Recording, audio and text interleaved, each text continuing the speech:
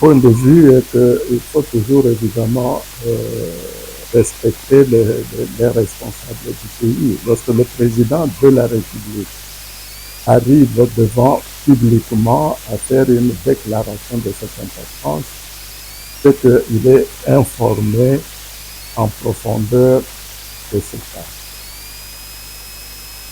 Vous savez très bien que pour ce genre de choses, il faut que les services de sécurité puissent faire une enquête approfondie. Il faut qu'il y ait des faits réels qui ont été recoupés. Et lorsqu'on arrive avec une analyse qui est cohérente devant un responsable, je crois quand même qu'en ce moment-là, il peut se permettre ce que le président a. Donc, on n'a pas à juger ce qu'il a dit. À mon avis, c'est une personne qui est suffisamment informée et il doit avoir certainement des éléments qui peuvent lui permettre. Encourager d'aller plus loin, bien sûr, lorsqu'on a des faits bien accomplis, que les services ont de prouver avec preuve à l'appui, etc. Donc, si le président lui-même est allé jusqu'à le déclarer, à le dire de manière publique, c'est qu'il a des éléments qui peuvent lui permettre évidemment de faire ça. Oui, mais il faut quand même faire un peu attention avec, disons, toutes ces rébellions à gauche, à droite, etc. Je ne sais pas si le colonel Nanga, depuis qu'il fait sa révolution, s'il a donné les raisons, les causes, etc., qui puissent lui permettre d'attaquer militairement son propre pays et de disséminer, si vous voulez, le terrorisme dans certaines régions, dans certaines parties du pays. Et tout cela, il y a des morts, les conséquences sont connues de tout le monde, c'est la désolation, c'est des villages qui se déplacent, c'est la misère qui agrandit et qui vient s'amplifier sur ce que les plus de 200 groupes armés ont fait à l'est du pays depuis plus de 20 ans. Alors, lorsqu'on arrive évidemment à cette situation, il est tout à fait normal que les autorités du pays puissent se pencher sur ce cas et puissent également, d'autant plus que la personne dont on parle, c'est une personne qui était avec nous il n'y a pas longtemps. Il a même dirigé, si vous voulez, une commission, une des commissions les plus importantes du pays, s'est occupé des élections, des choses, etc. Donc ça veut dire que la situation n'est pas si simple, ni pour la juger, ni pour la condamner, mais je crois quand même qu'à un moment donné, il faut avoir une ligne de conduite qui puisse permettre, parce que tout ceci démontre tout simplement clairement que n'importe qui, à n'importe quel moment, peut déclencher une rébellion et puis semer le terrorisme à tenir, tout ça, parce que tout simplement, parce qu'on ferme les yeux sur certaines personnes. Alors, si à un moment donné, on commence à voir quand même, disons, à prendre des mesures très sévères pour ce genre de personnes, je crois que ça peut donner des leçons à beaucoup d'autres qui seraient tentés de faire. Bon, ça, il faut poser peut-être la question au président de la République, parce que c'est lui qui l'a dit. Mais ce qui est vrai, c'est que le président Kabila, c'est quand même une personne qui a dirigé ce pays pendant plus de 18 ans et qui a un parti politique qui a joué un certain rôle dans le pays. Et vous savez que le président Katumbi a fait également la pluie et le beau temps dans le pays auprès des populations congolaises. Fayulu la même chose. Fayulu a été même candidat au présidentiel et tout ça. Alors, on ne peut pas dire qu'il faut limiter, si vous voulez, les contacts seulement avec ces gens, mais d'une manière générale, on peut dégager que ce sont des personnes qui ont joué un rôle important dans le pays à un moment donné et que peuvent très bien contribuer, si vous voulez, à la solution de certains problèmes qui se posent. On ne peut pas... il y en a beaucoup d'autres qu'on peut les citer, mais enfin, on peut peut-être faire une liste illimitée, mais puisqu'il a voulu se limiter à quelques personnages qui ont joué quand même un certain rôle dans ce ne crois pas. Tout à fait, hein, tout à fait. Vous savez, notre pays a connu quand même pas mal des cas malheureux, surtout dans nos provinces. Et ce sont nos populations qui sont les plus touchées, et ce sont elles qui sont concernées en premier lieu. Eh bien, comme vous venez de le dire, je crois que le cas, c'est ce qui s'est passé à Kisangani, spécialement à cette époque de confrontation entre les armées ougandaises et les armées rwandaises. Parfois, on est un peu distrait, n'est-ce pas, ce qui nous arrive dans notre pays, mais lorsqu'à un moment donné, ça revient à la mémoire, je crois quand même que l'initiative qui a été prise à Kisangani, à mon avis, est très bonne. D'ailleurs, vous avez pu voir, moi-même, j'ai pu voir quelques images, des témoignages qui ont été faits par certaines personnes qui étaient victimes de cette situation.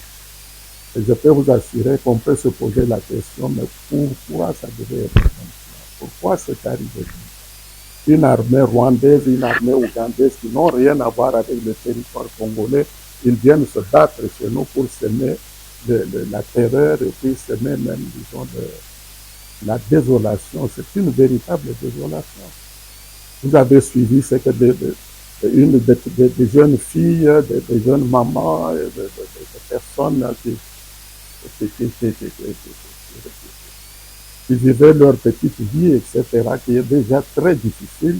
Et puis on vient vous compliquer cette petite vie avec encore des problèmes qui ne vous concernent pas. Il faut dire que c'est quand même un peu ahurissant. Hein? Et on peut faire un parallélisme d'ailleurs avec ce qui se passe à l'est du pays. C'est toujours la même chose. On entre dans un village qui est calme, qui est paisible, hein, qui s'occupe de ces petits problèmes parce que la vie est déjà très compliquée.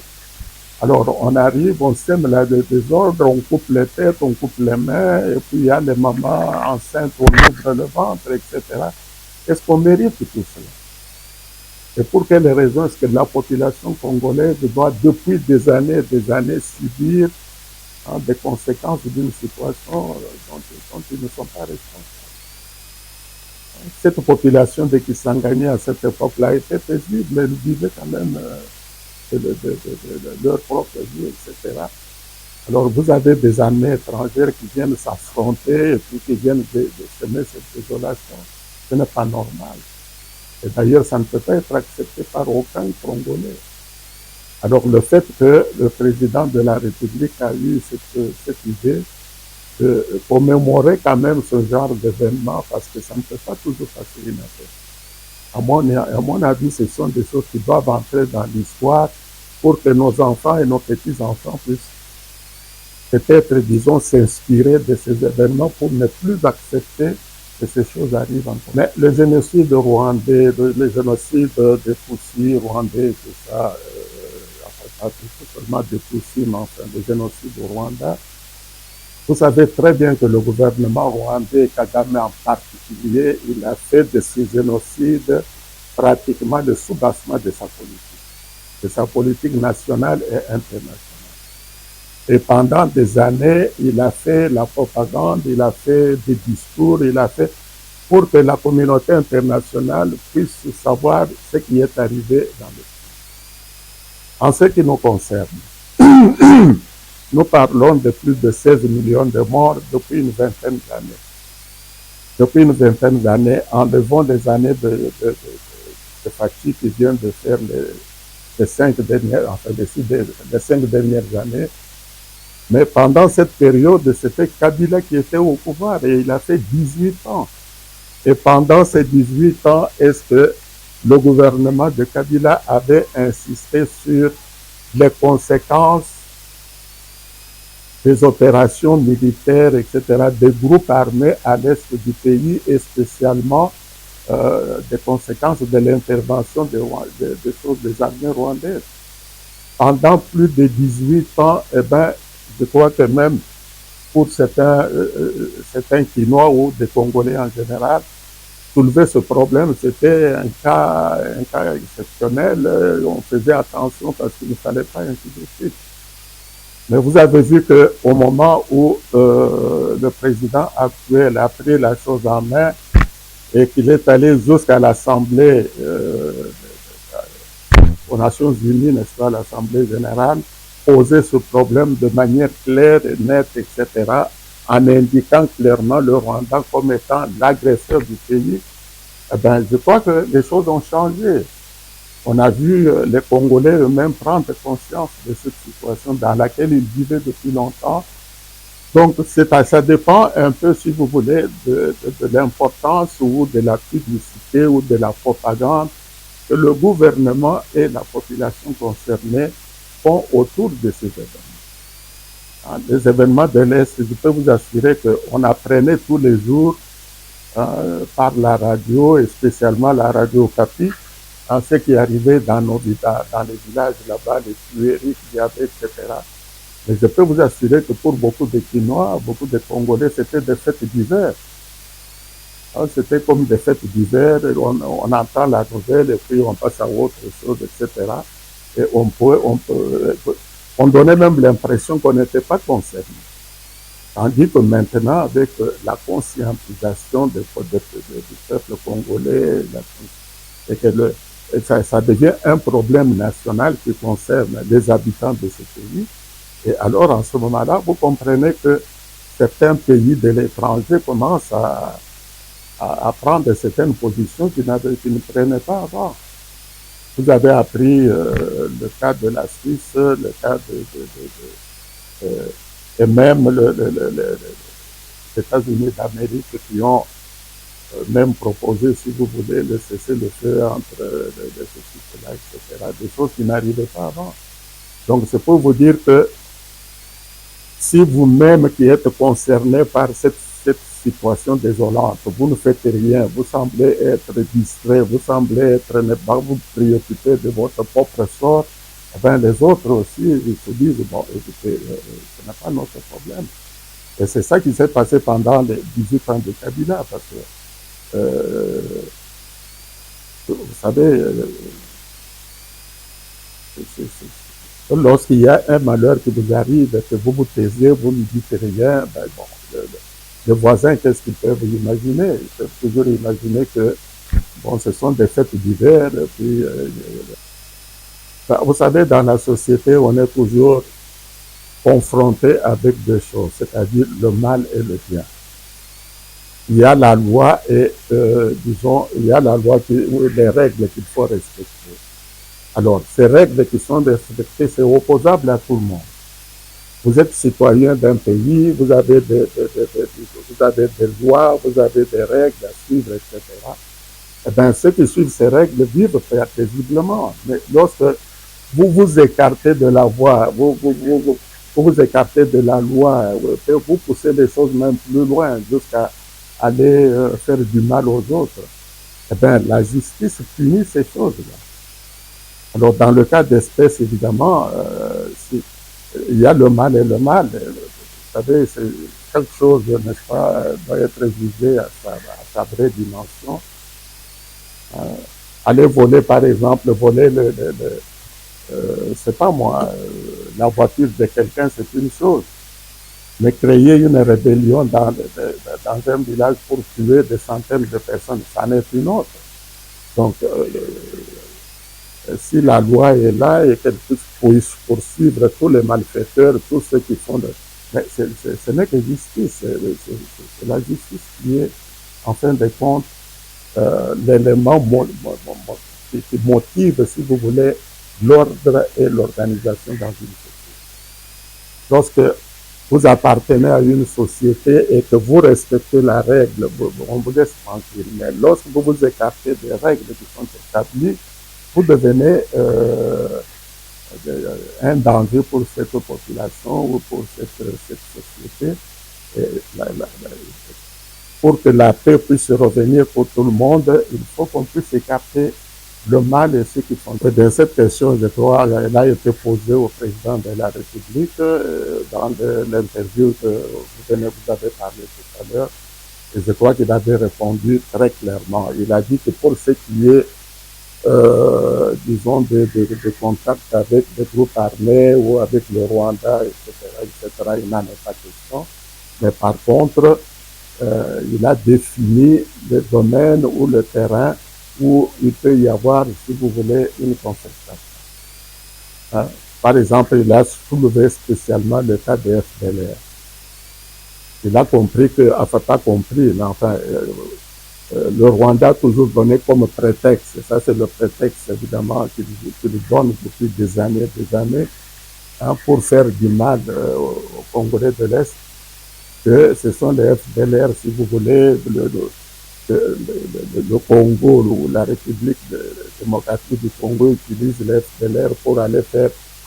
Mais une fois le président leur avait posé la question, je crois que c'était aux Nations Unies là-bas, pour dire mais est-ce qu'ils peuvent tout simplement nous donner une preuve d'un seul jour où l'armée congolaise et les FDLR ont traversé la frontière pour aller faire des opérations de leur côté. Et je crois que jusqu'à présent, il n'y a pas cette preuve-là. Mais eux, ce qu'ils utilisent comme FDLR, évidemment, c'est un prétexte parce que tout le monde sait comment les FDLR se sont retrouvés dans notre pays. Je crois que vous le savez. Parce qu'après la prise de pouvoir de Kagame, chose au Rwanda, eh bien, tous ceux qui étaient impliqués dans le génocide, etc., ils avaient fui vers le Congo. Et le Congo, bon, il avait ouvert les portes parce que c'était quand même, disons, des réfugiés. Mais ces gens sont venus et puis il y en a qui sont arrivés jusqu'à Brazzaville, et ainsi de suite. Et puis à un moment donné, ils se sont repliés dans les provinces de l'Est. Mais quel est le jour où l'armée congolaise ou le gouvernement congolais a armé ces gens pour qu'ils puissent, est-ce qu'ils peuvent donner tout simplement la preuve, une seule preuve d'une opération de FDLR sur le territoire rwandais? Le président avait posé cette question et je crois que quand on regarde ça de près, ces gens, ils vivent là-bas, etc. Je ne dis pas qu'ils ne touchent pas certaines choses, mais d'une manière générale, voilà ce qui se passe. Donc, le prétexte est donné officiellement par le Rwanda pour justifier ces incursions, si vous voulez, sur le territoire congolais. Et ces incursions, évidemment, sont accompagnées du vol de nos minéraux, parce qu'il y a nos minéraux à Ituri, au nord et au sud Kivu. Eh bien, notre coltan, je crois qu'il profite beaucoup plus au Rwanda qu'au peuple congolais, parce qu'ils viennent le prendre de force et ainsi de suite. Donc il y a les minéraux qui sont également derrière. Mais pour justifier ce vol et ce banditisme-là derrière les minéraux, eh bien, il cite le cas de FDLR pour avoir. Et pour des personnes qui n'ont pas un esprit d'analyse ou qui n'ont pas le temps de regarder les choses de près, eh bien, ils prennent cet argument comme un argument valable alors qu'il n'en est absolument rien. Il y en a même qui disent que le FDLR de 94 ou de 97, ceux qui avaient fui le Rwanda, mais aujourd'hui, ces gens doivent être dans les 80 ans, d'autres même 90 ans, etc. Et ceux qui sont là, c'est peut-être des jeunes, des enfants qui n'avaient que 5 ou 6 ans. Alors, est-ce que ce sont ces enfants qui avaient 5 ou 6 ou 10 ans à cette époque-là, qui sont devenus aujourd'hui des militaires qui vont combattre? Il y a toujours un peu... Mais quand on fait une propagande, évidemment, c'est la manière de présenter les choses. Et puis, ceux qui ne sont pas bien informés, ils se laissent parfois prendre. Bon, il y a deux choses là-dedans. La première chose, c'est le souci que le gouverneur se fait de la propriété de la ville. Et je crois que c'est très encourageant parce que tout le monde s'attend à ce que les autorités du pays s'occupent quand même de la capitale de la République. Parce qu'effectivement, il y a des poubelles partout, les caniveaux se plaignent de n'importe quoi, les routes sont pas du tout praticables. Euh, les autorités qui ont précédé avaient parlé de Tine Bopeto, tout le monde était content qu'il y a Tine Bopeto allait résoudre les choses, etc. Ben, ils ont quitté l'hôtel de ville sans que, en laissant derrière eux une situation qui était même pire qu'avant. Alors, maintenant, le nouveau qui est là propose cette solution-là. Bon, je ne sais pas dans quelle mesure elle va être efficace, parce que l'armée, c'est une chose, mais l'administration de la province, c'en est une autre. On a une administration, on a un gouvernement provincial, on a des ministres provinciaux, il y a une assemblée provinciale. Ils peuvent très bien s'organiser quand même pour s'occuper de la propriété de la ville. S'ils veulent recourir à l'armée, c'est très bien. Mais ce que je souhaite, c'est qu'ils ne puissent pas aller distraire l'armée, parce que l'armée a quand même, disons, beaucoup d'autres responsabilités. Et surtout la situation de l'Est, parce que même ceux qui s'occupent des génies militaires, mais ils dépendent du haut commandement de l'armée.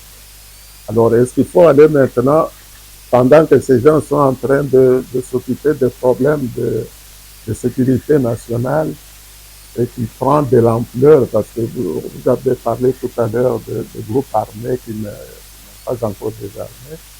Alors, est-ce que c'est en ce moment-là que le haut commandement de l'armée doit se partager entre aller combattre la rébellion et s'occuper de la protection? Ça, c'est une histoire qu'il faut évidemment regarder de près, voir de quelle manière ils peuvent le résoudre. Merci beaucoup pour la question. Ce que nous souhaitons effectivement, parce qu'un parti politique de la taille de l'UDPS, l'Union pour la démocratie de Congo, créée depuis 1982, donc elle a déjà 42 ans d'existence. Et c'est un parti qui mérite beaucoup mieux que ce que nous voyons là. Parce que ce parti a joué son rôle de leader pour rechercher la démocratie dans notre pays et surtout pour atteindre, si vous voulez, ce que nous appelons le bien-être social. Alors, pour arriver évidemment à un programme aussi ambitieux, à des résultats palpables pour la population congolaise, il faut évidemment un leadership correct à la tête de ce parti.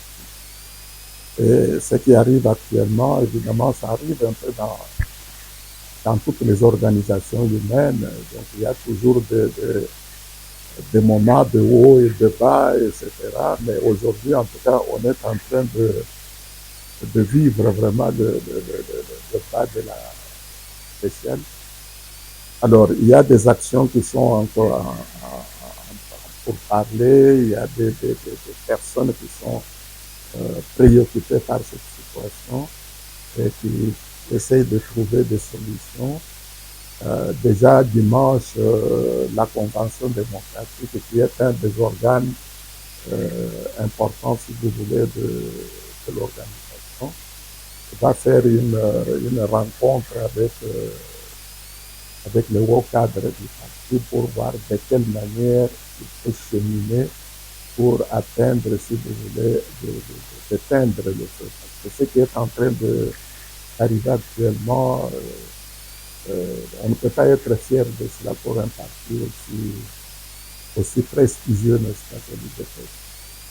Parce que pour ceux qui l'ignorent, vous savez, l'UDPS, c'est le seul parti au monde, le seul parti politique au monde, et ça je le confirme, parce que j'ai été secrétaire national aux relations extérieures pendant plus de 10 ans.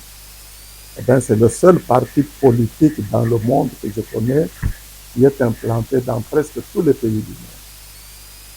Non seulement le parti existe dans la capitale et dans les provinces, ce qui est tout à fait normal, mais vous allez en Afrique du Sud, pratiquement dans toutes les grandes villes de ce pays, vous trouvez l'UDPS.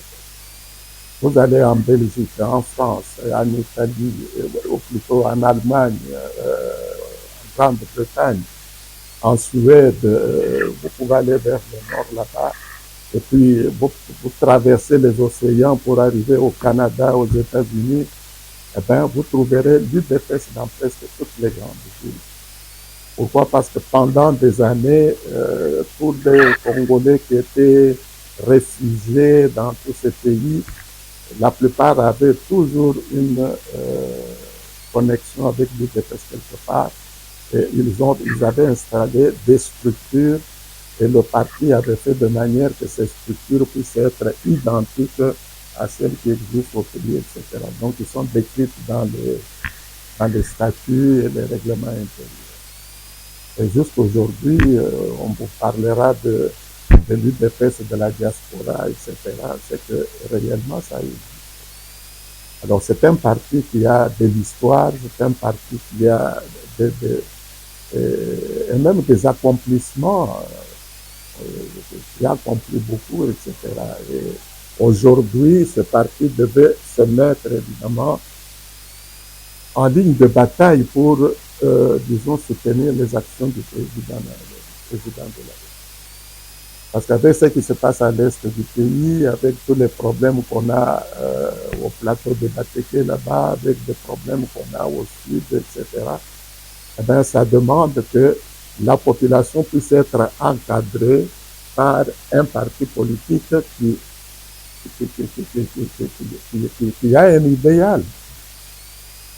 Et l'idéal de ce parti, c'est d'abord l'union, c'est-à-dire réunir tous les Congolais ensemble, dans une certaine union qui voit des choses de la même manière.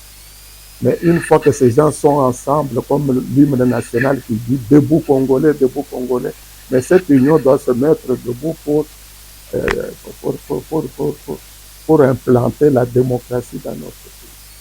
Et cette démocratie, une fois qu'elle est faite, elle ouvre les portes vers un état de droit, et c'est cet état de droit qui peut garantir le bien-être social de la population. Et on ne peut pas arriver à cet objectif ultime si il y a des banalités, n'est-ce pas, qui distraient les gens, qui distraient les autorités, etc. Donc, je suis content qu'il y a quand même, disons, quelques têtes pensantes et de bonne volonté qui veulent se mettre ensemble pour arriver